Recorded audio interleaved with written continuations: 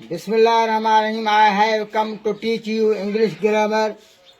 So you are requested listen my lecture so that you can learn English grammar. You are requested look at the blackboard. दोस्तों कुछ शागिर्दनि इल्तिमास कयो request कयो त असांखे अरबी ऐं फ़ारसी सां गॾोगॾु असांखे अंग्रेज़ी बि सेखारियो। उन करे हे शुरूआती जेका आहे बेसिक ग्रामर इहो अंग्रेज़ीअ जो मां लिखियो आहे बोर्ड ते, इहो मां तव्हांखे सम्झायां थो इंशा अल्लाह ताला। अॻिते हली ऐं तव्हांखे कृषि राइटिंग बि सेखारींदासीं ऐं जेको आहे सो तव्हांखे वधीक मालूमात अॻिते हली ॾींदासीं। पर हाणे हींअर शुरूआति कयूं था हे जेको आहे बेसिक इंग्लिश ग्रामर। हिते मां पहिरियों जुमिलो लिखियो आहे he said I eat a mango. हे पोयों टुकड़ो इनवर्टेड कामास में बंद आहे। हिन खे इनडायरेक्ट स्पीच में तब्दील करणो आहे।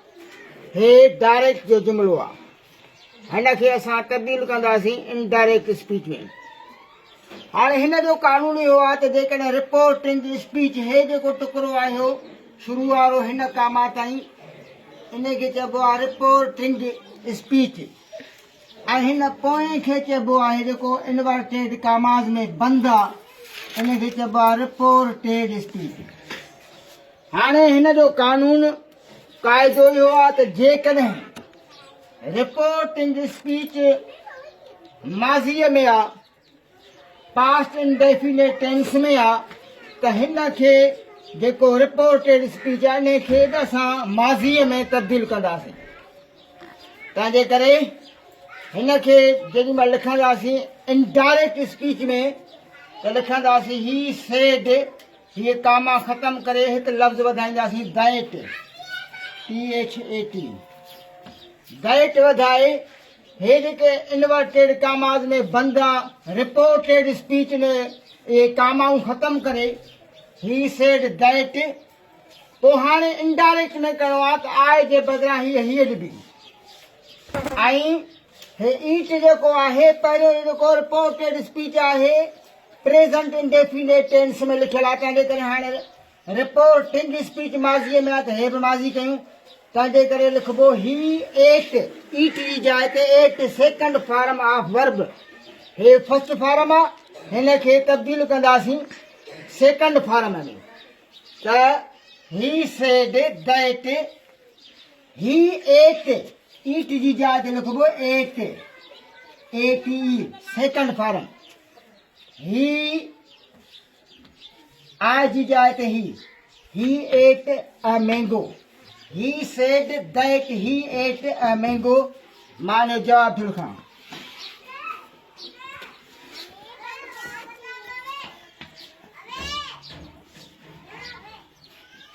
ही सेड दैट आई जी जाइ ते ही, ईट जी जाइ ते ate second form of verb, first form मां तब्दील कंदासीं। छो त हे जेको रिपोर्टिंग स्पीच आहे इहो माज़ी आहे त हे रिपोर्टेड माज़ी कंदासीं। He said that he ate, ATE, a mango.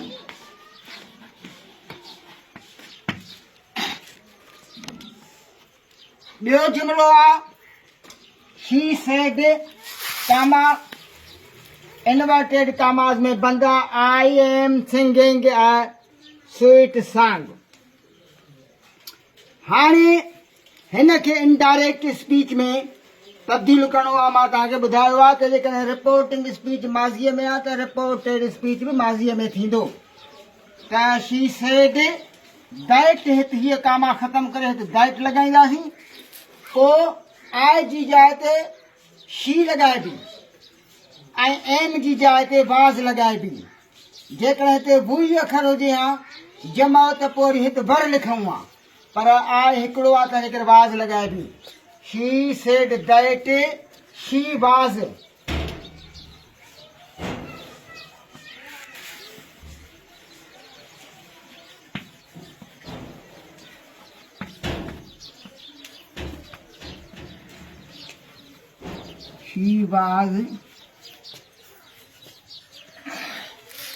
singing a sweet song.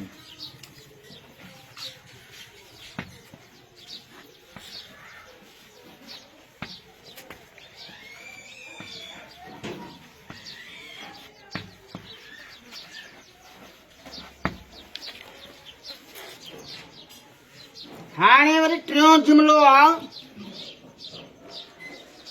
We took a cup of tea at our home. असां चांहि जो हिकु कोप पीतो पंहिंजे घर में. टेक जो माज़ी टुक आहे. हाणे अॻ में सभ खां अवल इहो मालूम कबो त हे जेको टेंस आहे इहो कहिड़ो आहे. ज़मान माज़ी आहे, हाल आहे, मुस्तक़बिल आहे, प्रेज़ेंट इंडेफिनेट टेंस आहे, पास्ट इंडेफिनेट टेंस आहे, फ्यूचर इंडेफिनेट टेंस आहे, या प्रेज़ेंट कंटिन्यूअस टेंस आहे, या पास्ट कंटिन्यूअस टेंस आहे, या फ्यूचर कंटिन्यूअस टेंस आहे. उन टेंस मालूम कराए करे पोइ उन टेंस जो क़ाइदो कानून लागू करे ऐं असां उहो हल करे ॾींदासीं. त हाणे हे टेक जो टुक ॿियो फार्म लॻल आहे. We took a cup of T लिखियल आहे. माना हे आहे पास्ट इंडेफिनेट टेंस जो जुमिलो. हाणे हिनखे हे अफर्मेटिव जो जुमिलो आहे, बयानी आहे. हिनखे नाकारी करिणो आहे, नेगेटिव. हिन चयो त नेगेटिव कयोसि, नाकारी. हाणे हींअर हिन जो मतिलबु आहे त मां हिकु चांहि जो कोप पंहिंजे घर में पीतो. हाणे थी पए त मां हिकु चांहि जो कोप घर में न पीतो, नेगेटिव कयोसि, नाकारी. त हाणे हे ज़मान माज़ीअ जो आहे, पास्ट इंडेफिनेट टेंस आहे. उन जो जेको हेल्पिंग वर्ब आहे ज़मान माज़ीअ जो नाकारी बदिलाइण लाइ ऐं नेगेटिव बदिलाइण लाइ हिन जो जेको ऑक्सिलरी ऐं हेल्पिंग वर्ब आहे उहो आहे डिड नॉट माज़ीअ जो. जॾहिं डिड नॉट लॻंदी त पोइ टुक मां वरी पहिरियों फार्म टेक लॻाइबो. त हिते चइबो लिखिबो we did not.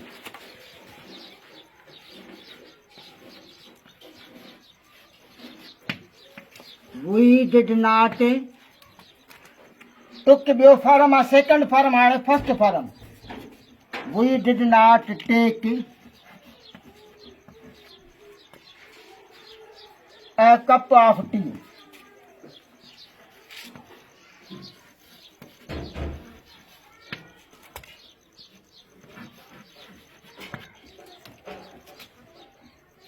At our home.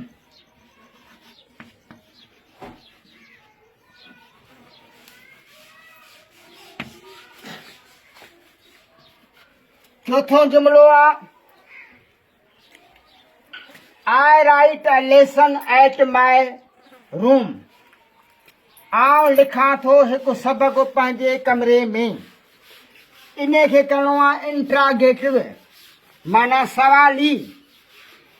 हाणे हिन में बि इहो मालूम करिणो आहे त हे टेंस कहिड़ो आहे, प्रेज़ेंट आहे, पास्ट आहे, फ्यूचर आहे. उहो मालूम टेंस करे ऐं उहो क़ाइदो हिन ते लॻाईंदासीं त हे सवाली थी वेंदो. हे आई राइट आहे, फर्स्ट फॉर्म आहे. आई राइट अ लेसन माना हे जुमिलो आहे प्रेज़ेंट इंडेफिनेट टेंस जो. प्रेज़ेंट इंडेफिनेट टेंस मां सवाली इंट्रागेटिव बदिलाइण लाइ उन जो जेको हेल्पिंग वर्ब हूंदो आहे उहो हूंदो आहे डू या डज़. डज़ लॻंदी आहे ही शी या नाले सां. बाक़ी आई वी यू ऐं दे इन्हनि सां लॻंदी आहे डू. तंहिंजे करे हिन में लिखिबो do I write a lesson. Interrogative सवाली बणाइण लाइ मुंड में डू लॻाइबो. हेल्पिंग वर्ब जेको आहे ज़मान हाल जो सवाली बदिलाइण लाइ डू ऐं डज़ मुंड में लॻाइबी आहे. डू आहे.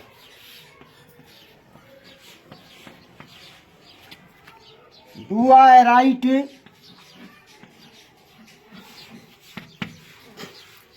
a lesson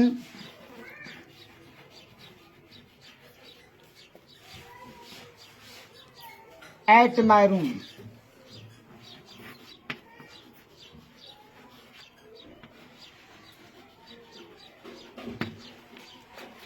हाणे पंजो जुमिलो आहे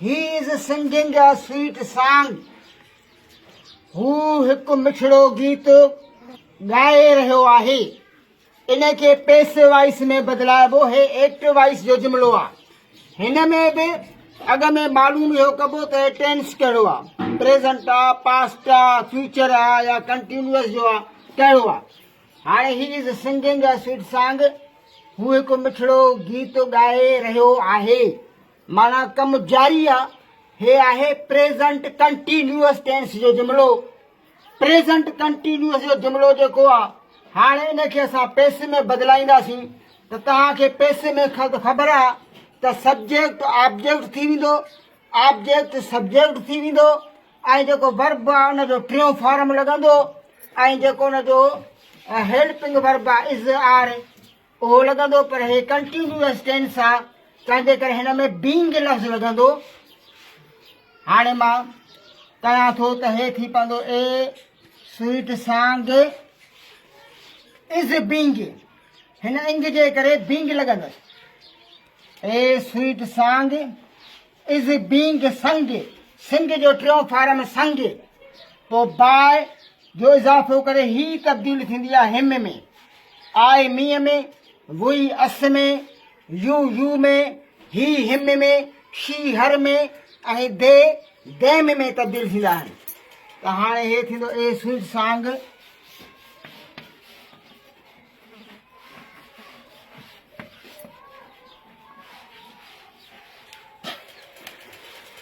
जे सॉन्ग हुजे हा त पोइ आर लॻे हा जमा हुजे हा हे वाहिद आहे तंहिंजे करे sweet song is being BEING is being हाणे सिंग जो टियों फॉर्म संग पैसिव वॉइस में वर्ब जो टियों फॉर्म हमेशह a sweet song is being sung SUNG a sweet song is being sung by he him में तब्दील थींदी बाय हिम हाणे छहों जुमिलो आहे हे they killed a king cobra उन्हनि हिकु कारो नांग या कारीहर नांग मारियो ब्लैक कोबरा बि चइबो आहे किंग कोबरा वरी ब्लैक कोबरा खां अञा वधीक आहे स्ट्रांग हाणे हे बि टेंस मालूम कंदासीं हिन जी बि पैसिव वॉइस करणी आहे हे जेको टेंस आहे they killed a king cobra हे आहे पास्ट इंडेफिनेट टेंस जो जुमिलो हाणे इहो पास्ट इंडेफिनेट टेंस वारे जो जेको कानून आहे रूल आहे उहो लॻाए असां पैसिव वॉइस में हिन खे तब्दील कंदासीं त हे थींदो ए किंग कोबरा माज़ीअ जो जेको आहे हेल्पिंग वर्ब वाज़ जे जमा हुजे हा त पोइ भर लॻे हा पर ए आहे हिकु a king cobra was killed by them passive voice में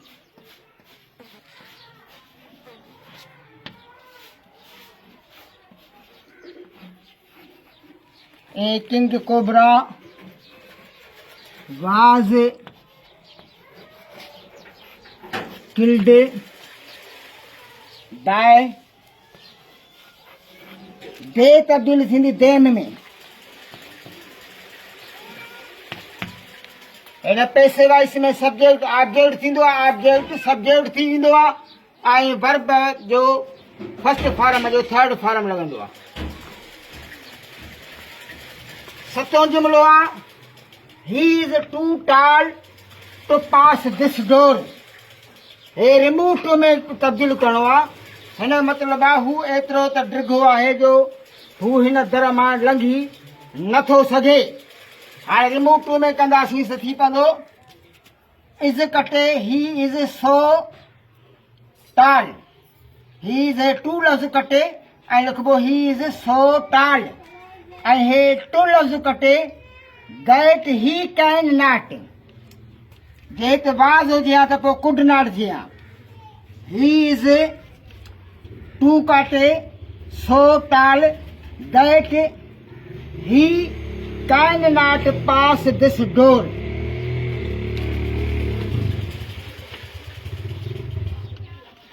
He is so tall. ऐं हे लफ़्ज़ टू काटे ऐं सो विधोसीं पोइ हिते दैट लफ़्ज़ जो इज़ाफ़ो दैट पोइ ही लफ़्ज़ साॻियो वरी वरजाईंदासीं that he can not pass this door. हे रिमूव टू में थियो. ही इज़ टू लफ़्ज़ काटे ख़तम करे हिते विझबो सो हिनखे कटे हिते विझबो सो टाल हिनखे टू लफ़्ज़ कटे ऐं विझबो that he can not pass this door. जहिड़े नमूने मां हे लिखियो आहे ही इज़ सो टाल that he can not pass this door.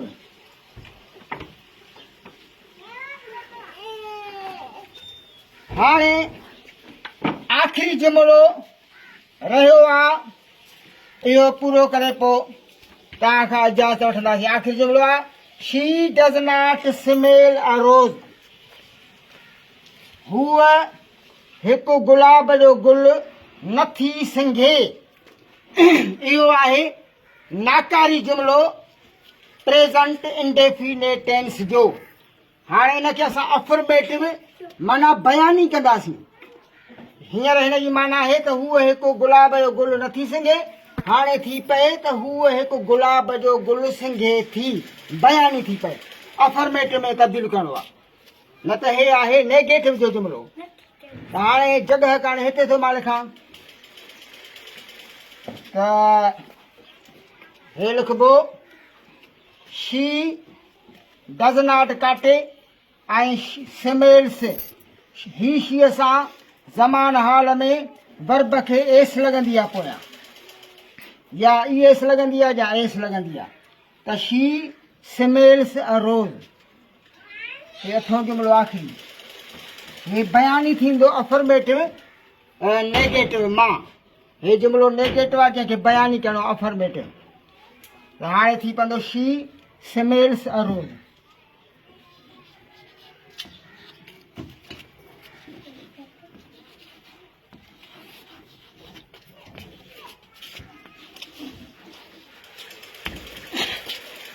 हाणे थी पियो शी स्मेल्स अ रोज़. हूअ हिकु गुल सिंघे थी. अॻ में हो त हूअ हिकु गुल नथी सिंघे. हे नाकारियो नेगेटिव जंहिंखे असां अफर्मेटिव में तब्दील कयो. इंशाअल्लाह ताला हे अंग्रेज़ी ग्रामर जा जेके लेसन इहे बि तव्हांजे शागिर्दनि जे अर्ज़ मुताबिक़ हलाईंदासीं. इंशाअल्लाह ताला तव्हांखे इन में जेको आहे सो एसे सेखारींदासीं, एप्लीकेशन सेखारींदासीं ऐं सबस्टेंस, समरीज़ ऐं प्रिसी राइटिंग एसि ताईं पहुचंदासीं इंशाअल्लाह ताला. पर हे जेको आहे बेसिक आहे ॻाल्हियूं इहे तव्हां यादि कयो ऐं सिखण जी कोशिशि कयो. जहिड़े नमूने सां अरबी तव्हांखे ॿुधायमि अहिड़े नमूने सां अंग्रेज़ी हम सभिनी ॿोलियुनि जो जेको महवर आहे उहो ग्रामर आहे ऐं ॿियो वोकेब्युलरी ऑफ वर्ड्स. जेकॾहिं असां वटि लफ़्ज़नि जी वोकेब हूंदी ऐं ग्रामर हूंदो त सभु ॿोलियूं असां सिखी सघूं था इंशाअल्लाह ताला. ॿियनि त कुझु दोस्तनि चयो आहे त फारसी बि सेखारियो पर हींअर फारसी एतिरी हले कोन थी. पर तव्हांखे उहा बि टाइम मिलियो त असां सेखारींदासीं इंशाअल्लाह ताला. हे अंग्रेज़ी ग्रामर तव्हांखे सम्झ में अची वियो हूंदो ऐं जे न आयो हुजे त वरी कमेंट्स में लिखिजो त पोइ वरी तव्हांखे इहो रिपीट कराईंदासीं. इन सां गॾोगॾु दुआनि में यादि. ख़ुदा हाफ़िज़.